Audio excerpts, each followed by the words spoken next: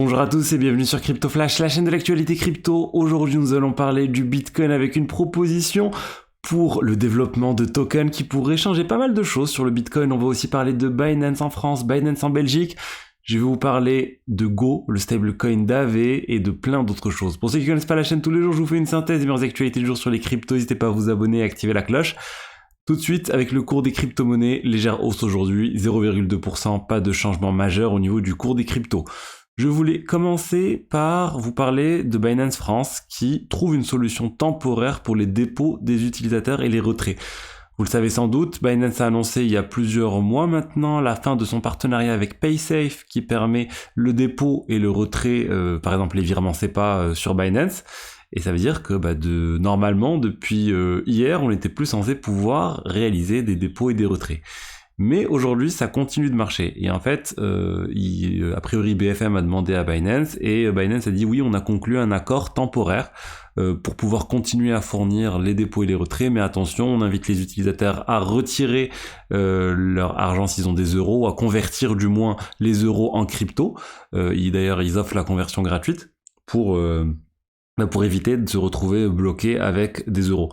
Parce que potentiellement, il peut y avoir une petite zone où ça va être coupé, où il n'y aura pas de partenaire. Mais ils disent qu'ils sont en train de travailler avec un autre partenaire bancaire pour pouvoir continuer d'offrir les virements SEPA pour les utilisateurs. C'est assez intéressant de déposer via SEPA. Personnellement, quand je fais des dépôts, des retraits sur les exchanges, je le fais à partir d'euros, en tout cas, je fais systématiquement avec des virements SEPA. Donc voilà, on va dire une bonne nouvelle, mais soyez vigilants si vous n'avez toujours pas retiré, vous voulez faire des retraits sur votre banque, faites-le maintenant parce que ça peut être coupé d'un moment à l'autre tant que Binance n'a pas le nouveau partenaire. On va parler maintenant de Binance Belgique. Là, on avait annoncé aussi il y a plusieurs mois maintenant, il y a plus de 3 mois, Binance devait stopper ses services en Belgique. C'est la justice ou le régulateur belge qui a demandé à Binance de le faire. Pourquoi ? Parce que Binance n'opérait pas depuis un pays de l'Union européenne. Depuis, Binance a trouvé une solution. A priori, ils opèrent depuis la Pologne maintenant pour les clients belges. Et du coup, ça a permis de relancer le service en Belgique, qui est plutôt une bonne nouvelle, ou du moins de pouvoir continuer à être utilisé. Ensuite, je voulais vous parler de quelque chose que j'ai trouvé très intéressant. C'est quoi ? Ça nous vient de Casey Rodarmor. C'est qui Casey Rodarmor ? C'est le père de Ordinals, le standard qui a été créé pour pouvoir faire des NFT sur le Bitcoin qui fonctionne très très bien. Une très grande partie des blocs sur le réseau Bitcoin contiennent en fait une majorité de choses liées à Ordinals. Et Ordinals a été conçu par Casey Rodarmor pour les NFT, mais au final, le plus gros usage qui est actuellement sur Ordinals, c'est les tokens BRC20. C'est des tokens fongibles. C'est comme les tokens ERC20 sur Ethereum et autres. En gros, c'est pour faire des meme coins, beaucoup de shitcoins, et il n'y a pas eu non plus de gros succès en termes de tokens. Enfin, il y a eu des tokens qui ont fait gagner beaucoup d'argent, mais on n'a pas encore de use case incroyable sur ce projet, mais les utilisateurs sont fans. Et Casey Rodarmor n'a jamais été un fan du token BRC20, il en a parlé dernièrement dans son podcast d'ailleurs, qui fait très intéressant. Et en fait, il propose de créer Runes, un nouveau protocole. Runes, c'est quoi ?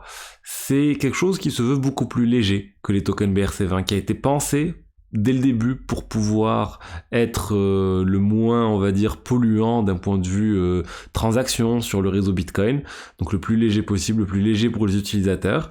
Et c'est une proposition, donc c'est juste un blog actuellement où il est en train de proposer comment ça va fonctionner. Il a même le standard global officiel n'a pas encore été publié, mais voilà, il a lancé ça pour que la communauté donne son avis. Il y a un retour plutôt positif de la communauté, même si les gens n'ont pas forcément envie de quitter les tokens BRC20 qui ont connu beaucoup de succès depuis leur lancement.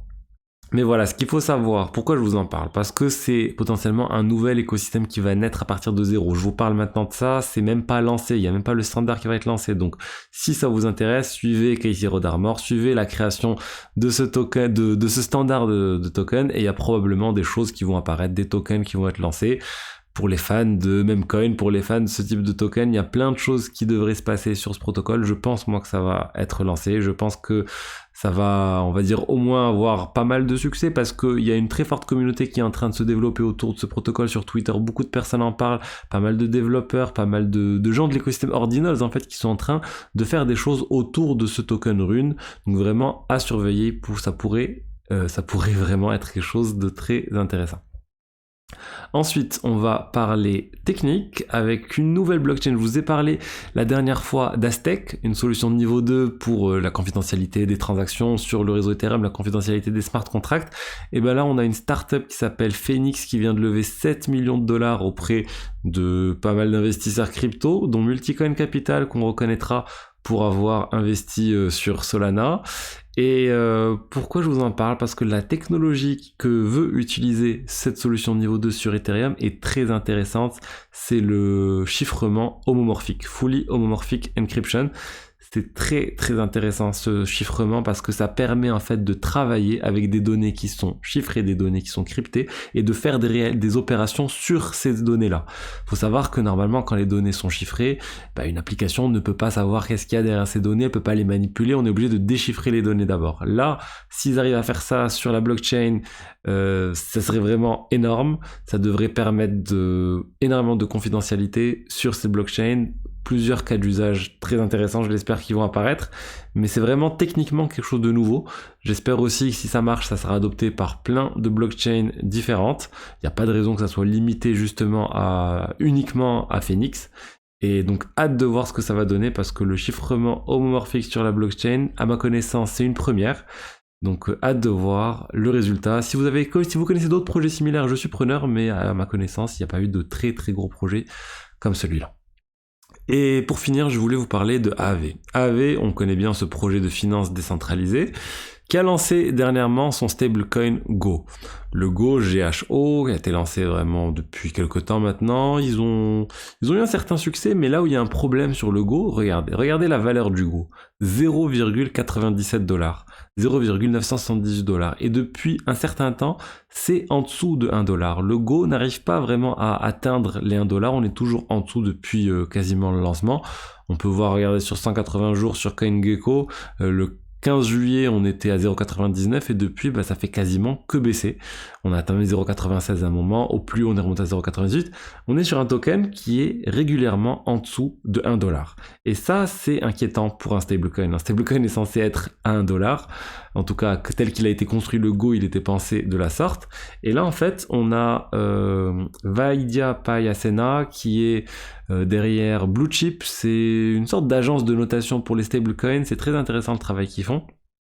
Et en fait, qui dit que dans sa forme actuelle, le Go ne pourra pas repeg, ne pourra pas maintenir le peg à 1 $. Il pourra pas rester stable à 1 $, d'ailleurs il ne l'est pas. Et il faut faire des changements vraiment plus importants pour pouvoir permettre cela. Et le changement qu'il propose, c'est de pouvoir permettre en fait de convertir un Go, un GHO contre 1 $. C'est un mécanisme très classique sur d'autres projets. Par exemple sur LUSD, vous pouvez avoir un LUSD, vous pouvez récupérer l'équivalent en Ether pour 1 $ de LUSD, vous récupérez 1 $ d'Ether. Et ça permet aux personnes qui font de l'arbitrage de pouvoir ramener en fait ce token Go à 1 $ parce que par exemple si cette fonctionnalité était présente, vous allez acheter un token à 0,97 $, vous allez le convertir via le protocole contre un Ether par exemple ou le collatéral associé et vous allez vendre le collatéral et vous allez faire un bénéfice de 2% en un trade. Donc c'est des choses qui disparaissent rapidement, cet écart disparaît rapidement. Mais j'ai pas vu ce type de proposition sur Aave pour le moment. Ils sont pas en train de proposer ça, ils sont en train de proposer d'autres choses pour ramener, pour créer, on va dire, plus de liquidité. En fait, ils veulent faire le Go Stability Module, un peu comme Maker, pour pouvoir passer d'un stablecoin à l'autre, et sur le Go, espérer ramener le Go à 1 $. Donc, pas mal de choses qu'il faut changer pour moi. Il y a pas mal de changements manuels aussi actuellement sur Aave. C'est un peu tout le protocole qui fonctionne via les propositions de gouvernance. Plein de paramètres à ajuster très régulièrement et on voit bien là sur l'aspect stablecoin, ça n'a pas l'air de fonctionner correctement. Sur l'aspect prêt aussi, de prêt sur Aave, emprunt, etc. sur Aave, il y a énormément de paramètres régulièrement à modifier. Et l'idée, en fait, il y a pas mal de gens qui veulent venir concurrencer Aave sur le sujet, notamment Morpho, pour pouvoir simplifier en fait tout ça, simplifier tout Aave avec tous ces ajustements réguliers à faire par la gouvernance, par des votes et quasiment personne maîtrise tout. Donc voilà, attention, ce que je voulais dire c'est attention, il y a pas mal de concurrence aussi sur Aave qui risque d'arriver prochainement. Voilà ce que j'avais à vous dire aujourd'hui sur les actualités crypto du jour, j'espère que le contenu vous a plu. Si c'est le cas, n'hésitez pas à liker, à commenter, à vous abonner, je vous dis à demain pour la suite. Au revoir.